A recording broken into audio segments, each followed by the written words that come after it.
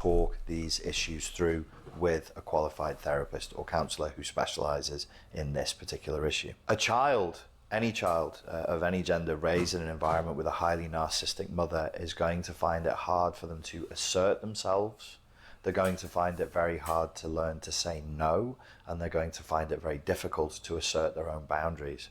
Now, asserting yourself, saying no, and asserting your own boundaries don't sound particularly romantic and don't sound like they're essential components for a healthy long-term relationship, but I assure you they are. You must learn to say no to the people closest to you, your most intimate relationships.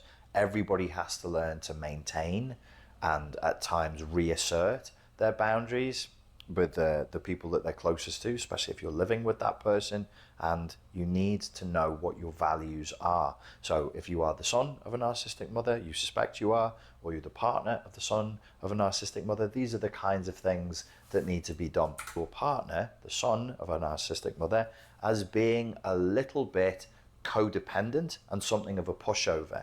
This can have really terrible effects in a long-term relationship on your attraction to your partner, your respect for your partner, and your desire to...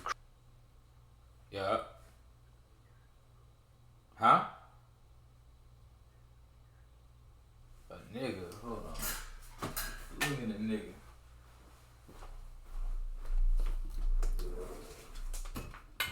Alright, hold on. Create more intimacy with them and your ability to feel safe within that relationship. If you know that your partner is very easily manipulatable and very easy to be bullied, it's not going to be easy for you to then offer them that level of trust, that level of vulnerability, that level of love in order to generate the intimacy that you're looking for, the authentic intimacy, non-performative, authentic intimacy that makes long-term relationships palatable, enjoyable, fulfilling, and possible.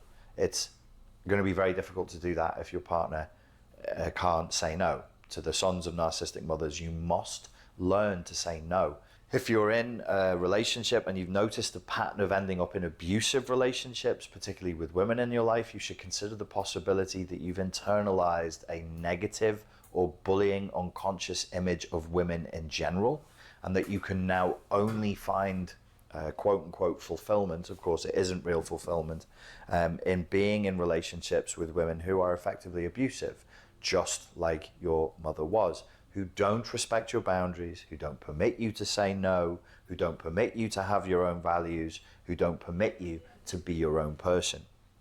When we're growing, as we're growing up in the world, we're forming our ways of operating in the world. Our parents are really our first interactions with adults that we ever have. And so that imprinting goes very, very deep into us. If your imprinting says, put aside your needs for mine, never say no to me, you're not allowed any of your own boundaries, you will carry that forward into adulthood. You could find yourself in lots of abusive relationships with women, or possibly when you are with a woman in a good relationship, you'll find yourself overgiving. You'll find yourself never saying no, and you'll find yourself potentially in a situation where you resent your partner because you've agreed to things that you don't actually really want to agree to. You should seriously consider the concept of codependency and overcoming it. I've written a book about that, so that's a man's perspective on being a codependent. That it's just full of fact. Well, you can expect that over time it's going to get harder and harder during a relationship as you move through that timeline together and the intimacy increases for you to get closer to each other without fusing and merging. If you're the partner of a son, whether it's a heterosexual or a gay relationship, I can't see why it would make any difference. Hold on. But if you're the partner of a son of a narcissistic mother, you will find frustratingly that it's very hard for your partner, the son, to distinguish between love, intimacy, connection, and fusing and merging. So that poor guy raised in that environment as a child as he was, thinks that true love is obedience. He thinks that true intimacy is subservience. He thinks that to demonstrate intimacy and how much he loves you, He should sacrifice himself upon the altar of your desires. And what you'll find is